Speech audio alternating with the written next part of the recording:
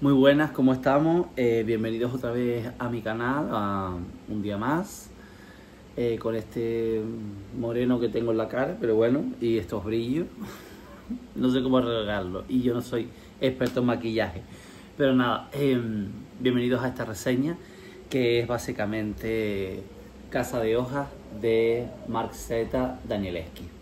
Espero que les guste.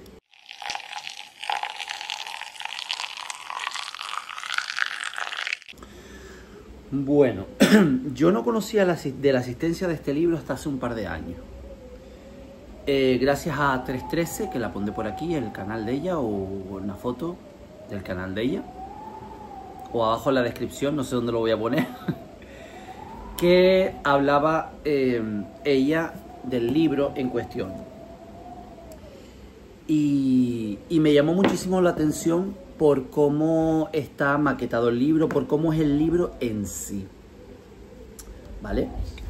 Realmente en esta reseña no creo que vaya a aportar nada nuevo, pero lo leí y me apetecía mucho dar mi opinión. Y por si acaso a alguien le llegue este vídeo y le interese, pues que sepa que existe este libro. Yo en su momento, cuando ella lo reseñó en su canal, ella se lo leyó en inglés y yo lo compré en inglés. Pero ¿qué pasa? Que era muy difícil conseguirlo en inglés. Lo compré por Amazon Estados Unidos porque no estaba ni en España, ni lo podía conseguir en el Reino Unido, no sé muy bien por qué. Y aparte que salió bastante salado, me tardó como un mes en llegar, pero creo que valió la pena. Bueno, ¿qué pasó? Que me enteré por, creo que Chelo de Moonlight Books y María de Mary Harker, que Duomo Ediciones iba a sacar una reedición otra vez de esta novela. Y ya lo tengo en español, tanto en español como en inglés. A lo mejor me lo compro un día en francés. No, no creo. No creo. Y creo que valió la pena comprarlo en mi lengua nativa, porque creo que lo disfruté aún mucho más porque estaba entendiéndolo todo. Para entrar en materia, bueno, pues esta novela es una novela escrita por Mark Z. Danielewski, que nació en Nueva York en 1966, y la novela la escribió en marzo del año 2000 y la publicó por Pantheon Books, que, a ver, aquí está. Y la traducción, en este caso de la versión en español, la hizo Random House Mondadori, o Colección Mondadori, en 2004. Y la traducción es de Javier Calvo. Ahora, pues bueno, esta de Duomo Ediciones sigue conservando la misma traducción, creo que sí. Sí. Javier Calvo, que lo pone por ahí.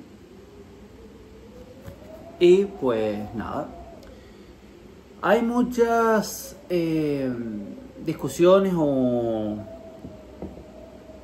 bastantes puntos de vista diferentes sobre el género de esta novela, porque algunos dicen que es terror, otros dicen que no es terror realmente, es como un thriller. Yo lo catalogaría como un terror psicológico barra metaficción, porque también tiene parte de metaficción. Novela experimental, porque es una novela experimental. Ahora les explico por qué. Y es literatura ergódica.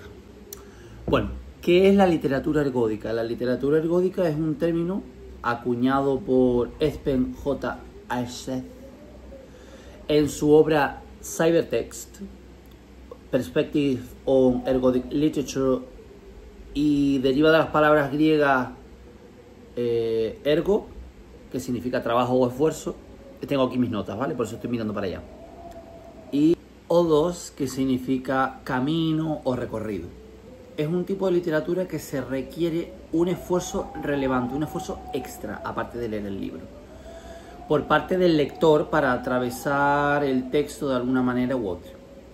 La literatura ergódica, para resumir, es una literatura en la que el lector tiene que hacer un esfuerzo extra, aparte de leer el libro, para atravesar el texto. Y a eso es lo que voy. A ver si veo alguna página. A ver. Por ejemplo, vemos esto. Hay que ir leyendo esto, luego hay que ir leyendo esto también de aquí. Hay que ir leyendo esto que le tienes que dar la vuelta. Ajá, para poder leerlo. Después había una parte, a lo mejor ves, te encuentras con páginas así en blanco y a lo mejor hay una palabra o una sílaba que cayó o qué sé yo. Había alguna interesante aquí, bastante interesante. Esta que tenemos que leerla así, hay que darle la vuelta. O había algo en braille una vez también. También hay un pentagrama y una secuencia musical. O por ejemplo, qué sé yo. Ah, mira, también estas cosas. Está puesto en diagonal, lo tienes que leer en diagonal. Había algo en alemán también y lo tenías que traducir. Yo, por ejemplo, yo no sé alemán. Solo sé decir 2 o 3 boberías. Tampoco es que yo sea aquí el experto filólogo, pues yo estudié filología inglesa. Y luego hay más cosas, más apéndices, que le dan sentido a la obra. Que es bastante divertida, lo que pasa es que a veces... luego aquí tenemos braille. Es bastante divertida, pero a la vez, por su maquetación y demás, es un poco tediosa de leer en alguna ocasión. Yo recuerdo como cuando me la estaba leyendo en inglés, tardé como un mes en leerla. 707 páginas. Es una novela gordita, pero vamos que no es... Y muchas de las páginas las lees, ¿sabes? Rápido porque no es demasiado extensa, pero tampoco es muy corta. Y bueno, comentarles que esta novela se convirtió rápidamente en un título de culto, especialmente entre el público universitario, seguidores de novelas de terror y amantes de los libros experimentales, porque se considera que esta novela es una obra pionera del nuevo milenio por su ruptura formal y por su narrativa. Ay, qué rara, Yeray, pero entonces, ¿de qué va la novela? Pues bueno, sin hacer mucho spoiler, los que se la hayan leído me pueden comentar lo que quieran, pero según como yo la veo, es como una novela que es como una especie de matrioska. En primer lugar tenemos a Johnny Truant, que es un joven tatuador con bastantes problemas mentales y emocionales, que digamos que encuentra un manuscrito en un apartamento de un anciano que acaba de fallecer, que se llama Zampano o Zampano. Luego está Zampano o Zampano, que hace una especie de estudio sobre un documental que se llama The Navidson Records, que se llama The Navidson Record o el expediente Navidson. Y este señor básicamente hizo un estudio sobre un documental. Y luego está el documental en sí, que es un documental filmado por Will Navidson acerca de una casa. Por eso se llama Casa de Hojas.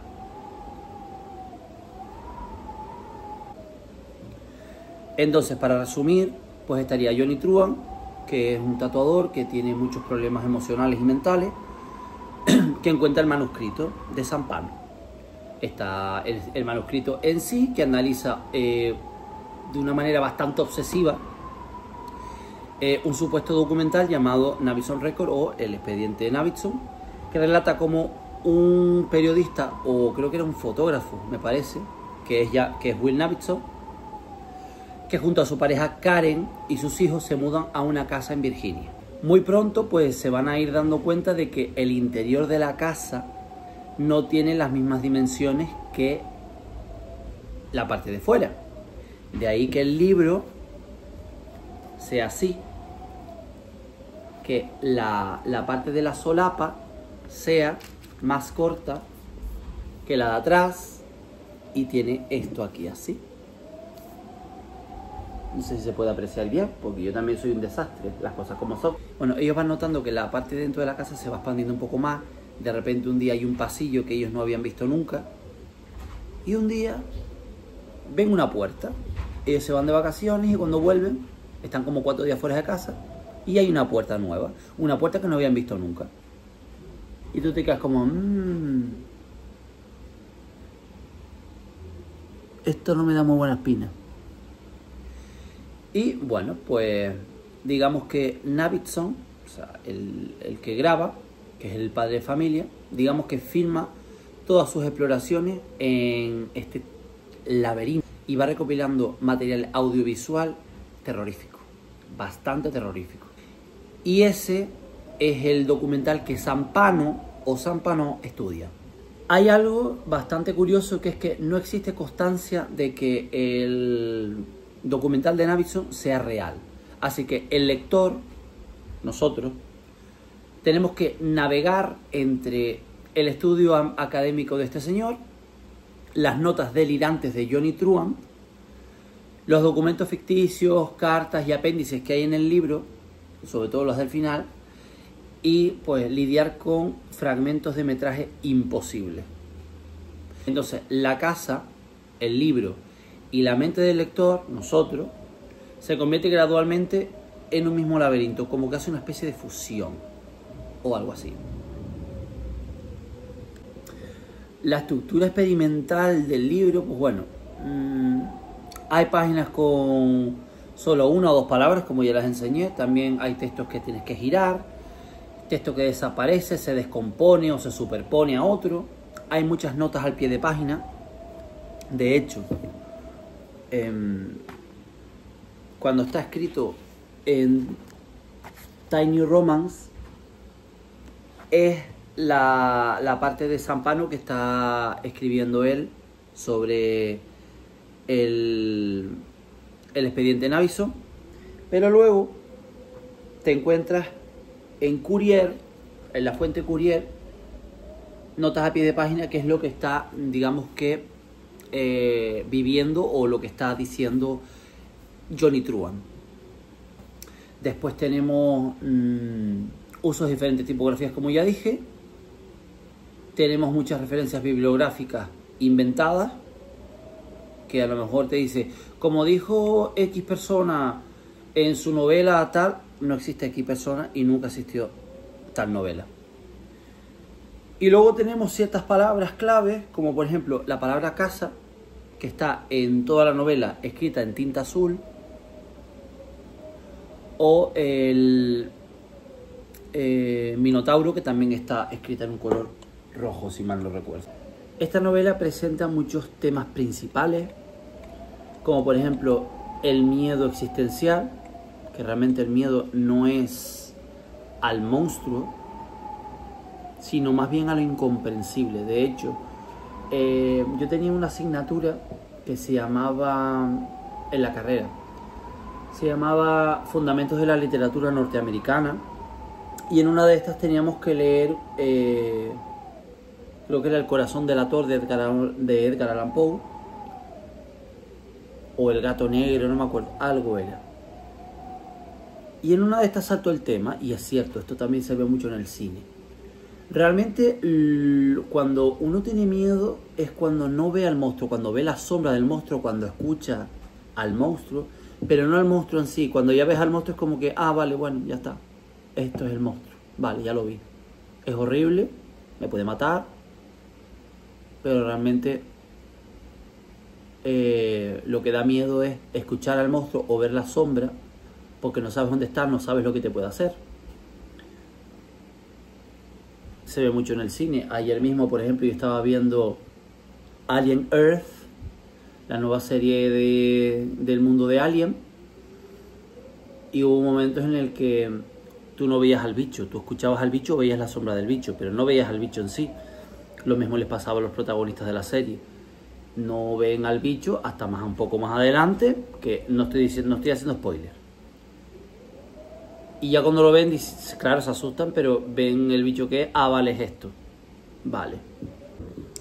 Luego también está, por ejemplo, la realidad en contraposición con la ficción, porque no sabemos qué tanto del expediente Navidson es real o no. De todas formas, también es verdad que muchas de las veces se dice, esto no es tan real, esto no sabemos si es real o no. El expediente Navidson es real, pero luego resulta que... Entonces, nunca vas a saber si lo que estás leyendo está pasando realmente o no. Después tenemos el trauma y la memoria, especialmente en las notas de Johnny Truant. Johnny Truant es una persona que tiene unos traumas bastante severos, que lo vemos al final, porque en estas ediciones de la novela se incluyen unas cartas que le envía su madre desde un hospital psiquiátrico, y eso aporta y te hace entender un poco cómo es Johnny Truant y por qué actúa como actúa. Tenemos también el hogar como espacio simbólico. O sea, la casa es una metáfora del yo. Y pues también tenemos el amor, la ruptura y la familia, y se ve sobre todo en el conflicto que tienen Navidson y Karen, que es su pareja y la madre de los niños, que articula el eje emocional de la novela, básicamente. Como curiosidades, les puedo decir de que Danielewski, el autor, es hermano de la cantante Pau, cuyo álbum Haunted, que lo voy a dejar por aquí, es un disco que es complementario a la novela. Yo lo estuve escuchando en su momento, la verdad es que está bastante bien, no es un estilo de música que yo suelo escuchar, pero está bastante bien. Y bueno, pues también decirles que el manuscrito pasó por muchas editoriales durante años, antes de ser publicado, porque fue catalogado como impublicable. Es que una novela que es así, pues es complicado publicarla. Aparte que está narrada a dos voces, por decirlo de alguna manera. También se dice que, yo no sé si es verdad, que muchos lectores al leer esta novela tuvieron un ataque de ansiedad, tenían muchas taquicardias, sufrieron desasosiego, desorientación. A ver si es verdad que a mí me pasó lo que le pasó a Chelo de Muley Books, que tú ibas leyendo la novela y te daba la sensación de que alguien estaba mirando como tú la leías. Te daba esa sensación, pero es el juego que tiene el libro, es el juego, no es otra cosa. Bueno, la lectura más habitual es ver la casa como una representación del interior de los personajes, sobre todo de Navidson, Karen y Johnny. Dado que las habitaciones, los corredores, los pasillos, que son cambiantes, es porque representan recuerdos reprimidos, traumas que se expanden cuando estamos explorando, la imposibilidad de comprender del todo a nosotros mismos, y bueno, pues el hecho de que el interior sea más grande que el exterior, pues digamos que refleja cómo el ser humano contiene profundidades que nunca se ven desde fuera. Luego, tenemos el laberinto como duelo, crisis o pérdida. Navidson, que es fotógrafo, pues digamos que está especializado en fotografía y situaciones. Bueno, Navidson, que es un fotógrafo especializado en situaciones de sufrimiento humano, se enfrenta por fin a algo que no puede registrar ni explicar, ¿vale? El agujero que se abre es digamos que la manifestación del dolor no enfrentado, o incluso pues puede llegar a simbolizar el deterioro de su relación con su pareja. Puede ser una metáfora del duelo posbélico, porque Navidson vio horrores en la guerra. Y pues bueno, también puede ser que Karen, su esposa o su pareja, teme entrar porque representa el miedo al compromiso y a la maternidad, a perderse a sí misma dentro de la casa. Bueno, Danielewski juega constantemente con la idea de que el propio texto es una casa, Las habitaciones y los corredores son como las páginas, los márgenes, la tipografía. Luego la expansión del espacio es la ruptura de estructuras narrativas. Y las exploraciones pues puede ser la lectura activa del libro. Yo diría que sí. Y bueno, cada vez que Navidson se adentra, pues el lector debe girar el libro, tiene que, pues de alguna manera, descifrar una página extraña, o lo que es lo mismo, para explorar el significado debe explorar físicamente el libro, y esto convierte el acto de leer en una experiencia tan inquietante como la historia misma. También es importante la figura del Minotauro y el sacrificio. Aunque la palabra Minotauro aparece tachada muchas veces en el manuscrito, todas las pistas apuntan a que el laberinto es una referencia directa al mito del Minotauro en el laberinto de la isla de Creta. Y Navidson pues hace el papel de Teseo, la casa es Creta, la isla, y el monstruo no se ve, pero es la casa misma. Las víctimas no son devoradas físicamente, sino psicológicamente. Y la exploración es una hazaña heroica, pero suicida. La casa es como un ciclo que se repite en cada lector. Digamos que, al igual que Johnny Truant se obsesiona con el manuscrito, te conviertes en la siguiente víctima del laberinto, esta vez textual. El símbolo final del libro es metanarrativo. El verdadero monstruo es el acto de leer y volver a entrar. ¿Tú volverías a entrar a un sitio sabiendo lo que te espera? Pues imagínate con un libro. Bueno, esta parte que voy a decir ahora es más bien si tú la quieres seguir o no. Es una recomendación que yo haría, que también estuve mirando un poco en la web. Porque, claro, lo bueno es que cada uno tenga su propia experiencia al leer el libro.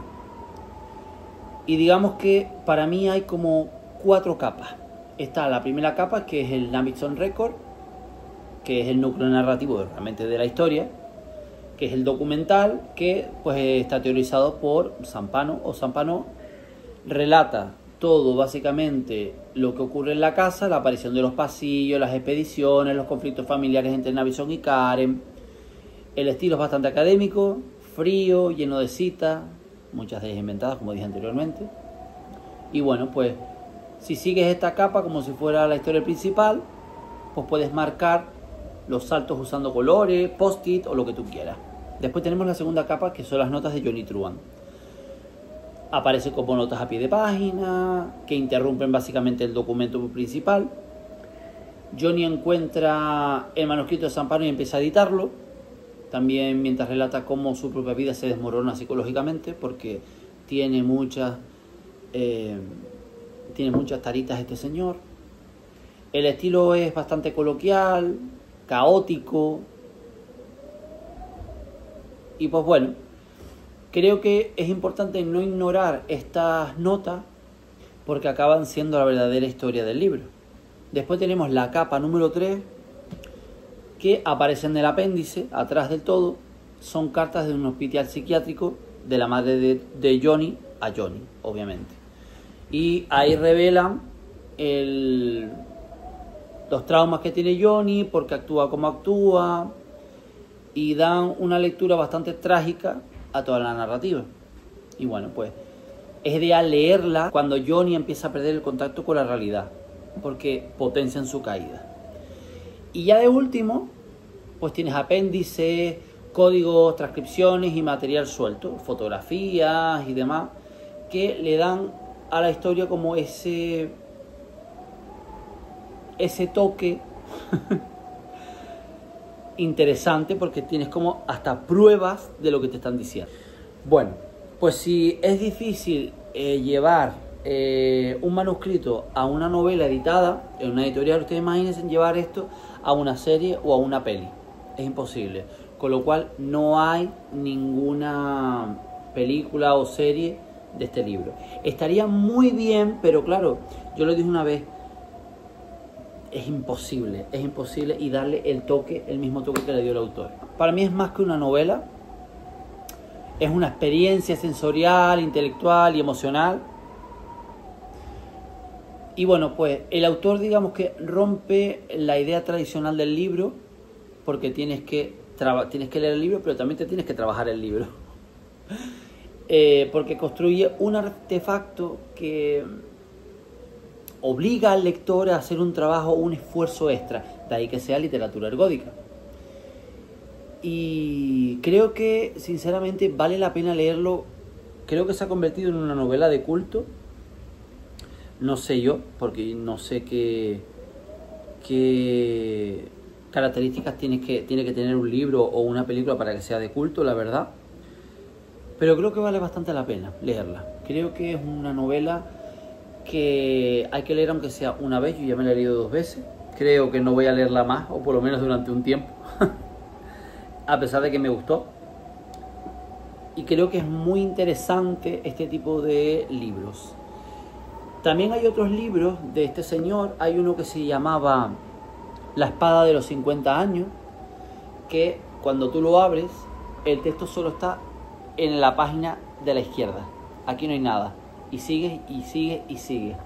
Y hay otro que se llama Only Revolutions, que ese creo que nunca ha sido traducido al español, que el libro lo tienes que empezar a leer así, y luego así, porque son los 2 puntos de vista de los 2 personajes principales. Suscríbete a mi canal si quieres seguir viendo más reseñas así, estar por casa. Dale un like si te ha gustado, coméntame tus impresiones. ¿Te has leído esta novela? ¿Te has leído alguna otra parecida a esta? Y nos vemos en el siguiente vídeo. Chao.